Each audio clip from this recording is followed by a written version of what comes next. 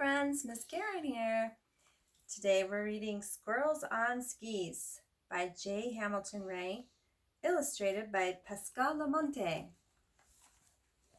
Nobody knew how the mania grew. First there was one, and then there were two. There were more came gliding from under the trees. Look, on the hill. Those are squirrels on skis. Below lay the town, snow-covered and still. Not a sound could be heard. All was silent until... Swish!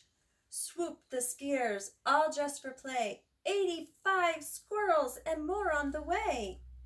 And each of them balanced on two little skis, wearing muffs on their ears and pads on their knees. And all of them holding two tiny poles, which they stuck in the snow, making two tiny holes. As the town folks awoke, rubbing sleep from their eyes, they peeked out their windows, and what a surprise! Wherever they looked, there were squirrels on skis, skiing in groups of 6s and 3s. They skied through the green in the town center mall. They skied down the roof of the great village hall. They skied by a church that was filling with people. One squirrel climbed up and he skied down the steeple. More and more squirrels on more and more skis. Somebody stop them. Somebody please. Mr. Powers stood up to make his proposal. There are many good ways to do squirrel disposal. There are poisons and traps and zappers are nice, but I'd recommend my new vacuum device. That's cruel, said a tall man named Christopher Luntz. Then everyone started to talk all at once. The mayor just sighed, his face full of gloom. With a voice shouted, "Stop!" from the back of the room. It was Sally Sue Breeze. She could not have been shorter, but everyone listened 'cause she's a reporter. Haven't you noticed these squirrels aren't eating? They're growing quite thin from this nonsense competing. We have to find out where they're getting their skis and stop all this nonsense before they all freeze. Very well, said the mayor. You've got 24 hours. After that, I'm afraid we must call Mr. Powers. Sally followed the tracks of the squirrels on skis back up the hill and through the trees and over a bridge to the edge of town where a very old building was half falling down. Above the front door against the red bricks, a faded sign read, "Acme Popsicle Sticks." Just at that moment, a rabbit hopped out. "Skis for sale, lady," he said with a shout. 10 acorns apiece, a full pair for 20. Step right on up. As you see, I have plenty. And there, sure enough, lay a big pile of sticks. And right there beside them, a stack of toothpicks.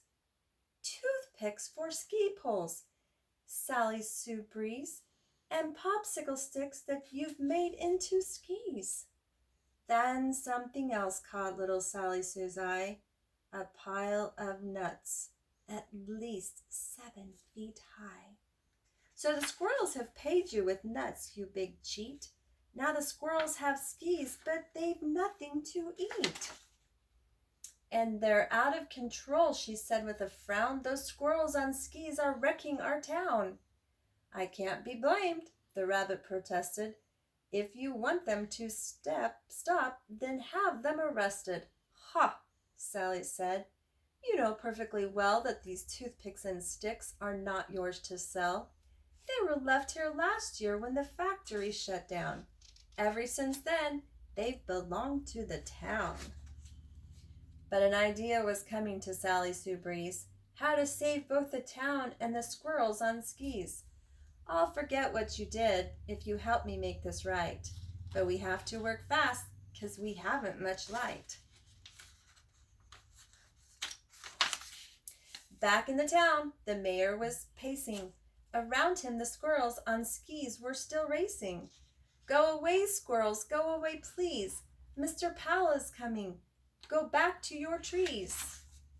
Then Powers arrived with his vacuum device. He took careful aim. He was oh so precise. But before he could start it, the sky filled with snow, and off in the distance there came a warm glow.